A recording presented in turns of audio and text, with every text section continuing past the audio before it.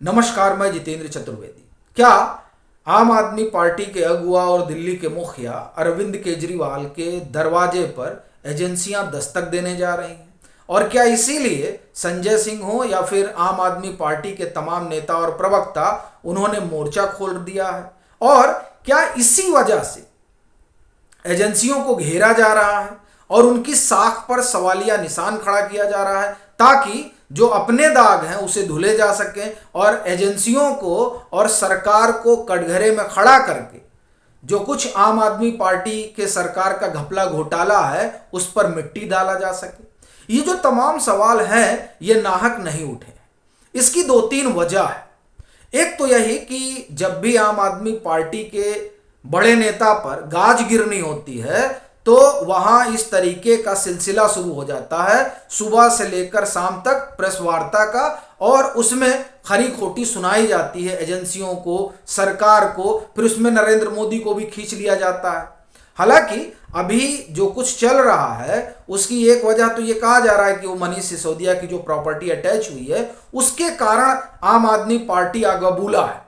असल में उसके कारण वो आग बबूला नहीं है। आग बबूला होने की दो वजह है। पहला तो ये कि मनीष सिसोदिया की जो प्रॉपर्टी अटैच हुई है, ऐसा लग रहा है कि उसके बारे में अरविंद केजरीवाल को भी अंदाजा नहीं था क्या?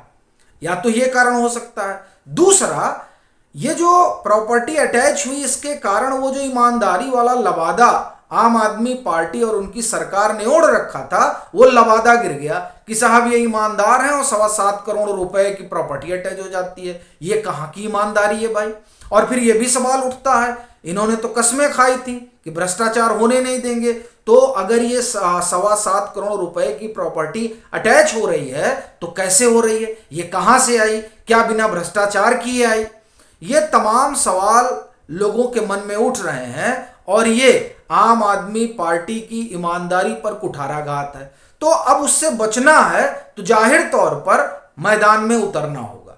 तो पार्टी की साख और अरविंद केजरीवाल की छवि को बचाए रखने के लिए यह कवायद हो रही है, ना कि इसलिए कि मनीष सिसोदिया को डिफेंड किया जाए। और इसलिए कह रहा हूं क्योंकि अगर मनीष सिसोदिया को डिफेंड ही करना होता तो जब 16 अप्रैल को अरविंद केजरीवाल मुखातिब होते हैं सीबीआई से और सीबीआई उनसे इस घपले घोटाले के बारे में पूछती है तो वो पल्ला झाड़ लेते हैं।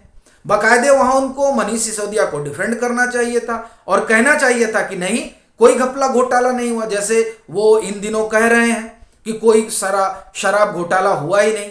तो यही बात सीबीआई को भी बतानी चाहिए थी और बाकायदे वहां मनीष सिसोदिया का पक्ष रखना चाहिए था और यह कहना चाहिए था कि न वो कुछ जानते हैं और न मैं कुछ जानता हूं। लेकिन इसके बजाय अरविंद केजरीवाल ने उनको डिफेंड तो किया नहीं, कहा कि वो ग्रुप ऑफ मिनिस्टर्स जाने, एक्साइज विभाग जाने, उसके मंत्री जाने, हमें कुछ जानकारी नहीं।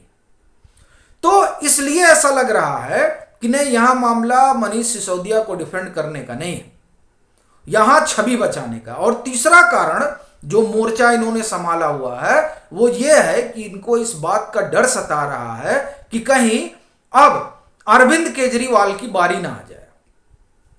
और उसकी वजह, अगर आप घटनाक्रम पर गौर करें तो किस तरह से घटना सिलसिलेवार घट रही है, और वो दरअसल जो घटना है उसने आम आदमी पार्टी के अगुआ को और इनके नेताओं को परेशान कर दिया। देखिए, मनीष सिसोदिया तो बिहाइंड द बार है तो उनको क्या ही फर्क पड़ना है अब आप, लेकिन फर्क कहां पड़ रहा है?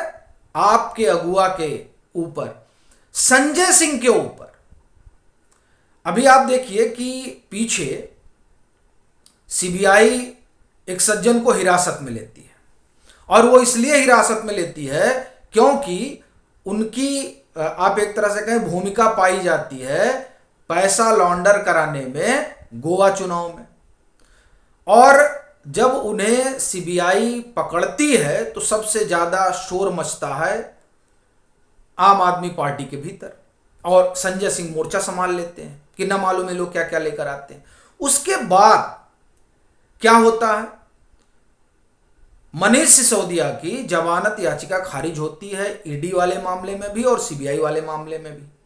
और वहां ये कोर्ट मानता है, मतलब हाई कोर्ट भी इस बात को स्वीकार करता है जो निचली अदालतों ने कहा कि नहीं सब कुछ किया धरा आप ही का है। अब ये बात जब खत्म होती है, उसी दरमियान दिनेश अरोरा को गिरफ्तार करती है ईडी और उनको अब संभवतः 4 दिन की कस्टडी भी मिल गई है। और ये जो कस्टडी ली गई है इसमें पूछताछ किसकी होगी? इसमें पूछताछ ये होगी कि ये जो पैसा गया ये गया कहां कहां। और इसमें आप एक चीज ध्यान रखिए कि ये जो दिनेश अरोरा हैं ये विजय नायर के खास सहयोगी रहे। देखिए मनीष सिसोदिया के तो सहयोगी रहे हैं, लेकिन दिनेश अरोरा और विजय नायर एक तरीके से यही दो लोग पूरी जो न्यू एक्साइज पॉलिसी में तमाम चीजें इधर उधर हो रही थी उसी को आगे बढ़ा रहे थे। और ये दिनेश अरोरा ही हैं जिनके जरिए 2.2 करोड़ रुपए अमित अरोरा ने मनीष सिसोदिया को दिए थे, ऐसा एजेंसियों का दावा है। और आप देखिए कि ये दिनेश अरोरा ही हैं जिनके हिरासत में लेने के बाद ये 7.25 करोड़ रुपए की प्रॉपर्टी समझ में आ जाती है। वैसे कुल 52 करोड़ रुपए अटैच हुआ है, लेकिन उसमें कई लोगों का है, जिसमें एक मनीष सिसोदिया भी हैं, राजेश जोशी हैं, गौतम मल्होत्रा हैं, इस तरह के नाम है। और कुल 128 करोड़ हो आप जान ही रहे हैं। लेकिन बड़ा कैच ये है कि ये जो दिनेश अरोरा को पकड़ा गया है, तो दिनेश अरोरा मनीष सिसोदिया से भी जुड़े, विजय नायर से भी जुड़े, संजय सिंह से भी जुड़े, अरविंद केजरीवाल से भी जुड़े। तो इसीलिए आप देखिए कि संजय सिंह भी आग बबूला हो गए। वो नाहक ही नहीं, ये छटपटाहट है। क्योंकि अब मनीष सिसोदिया सुप्रीम कोर्ट भी चले गए हैं, भाई सब जगह जमानत याचिका खारिज हो गई तो उनको लगा वहां कुछ राहत मिलेगी। अब ये जो पूरी क्रोनोलॉजी है इसमें जो की पर्सन है वो इस समय दिनेश अरोरा नजर आ रहे हैं, जिनके पास इस बात की जानकारी है कि किसकी कहां कितनी संपत्ति है। और ये अंदेशा इसलिए हो रहा है क्योंकि उनके आते ही, यानी ईडी ने जैसे ही उनको हिरासत में लिया वैसे ही ये मनीष सिसोदिया की भारी प्रॉपर्टी अटैच हुई। नहीं तो अभी देखिए लोग क्या शोर मचा रहे थे, अभी भी मचा ही रहे हैं। हालांकि अभी मचाने का एक अलग मसला है, लेकिन जब से ये जांच पड़ताल चल रही है तभी से करेंगे। देखिए कुछ नहीं मिला मनीष सिसोदिया के यहाँ, 1 रुपए नहीं मिले। अब तो 11.5 लाख रुपए मिल गए, ये तो कह रहे थे 1 रुपए नहीं मिले। और फिर जिनके जो ईमानदारी की कस्में खाया करते थे उनके पास भाई ये तो 7.25 करोड़ की प्रॉपर्टी मिल गई। तो अब ये दो चीजें ये बता रही हैं कि दिनेश अरोरा के पास अभी और कुछ जानकारी है, खास तौर से पैसों को लेकर, क्योंकि उन्होंने ही 82 लाख का चेक दिया था मनीष सिसोदिया को। और ये पैसा किस लिए जुटाया गया था? ये पैसा जुटाया गया था दिल्ली के चुनाव को देखते हुए। और किसने कहा था? संजय सिंह ने कहा था। ये तमाम चीजें एजेंसियों ने रेखांकित कर रखी हैं। तो ऐसी परिस्थिति में अब इस बात की शंका बढ़ गई है पार्टी को भी, सरकार को भी, अरविंद केजरीवाल को भी, कि अब कई चीजें और खुलेंगी और उस खुलने में कहीं ऐसा ना हो कि नंबर जो है वो उन लोगों का लग जाए जिनको एजेंसियों ने अपनी चार्जशीट में ये कह रखा है अप्रत्यक्ष तौर पर कि इसमें बड़े इन्फ्लुएंशियल लोगों का हाथ है आम आदमी पार्टी के।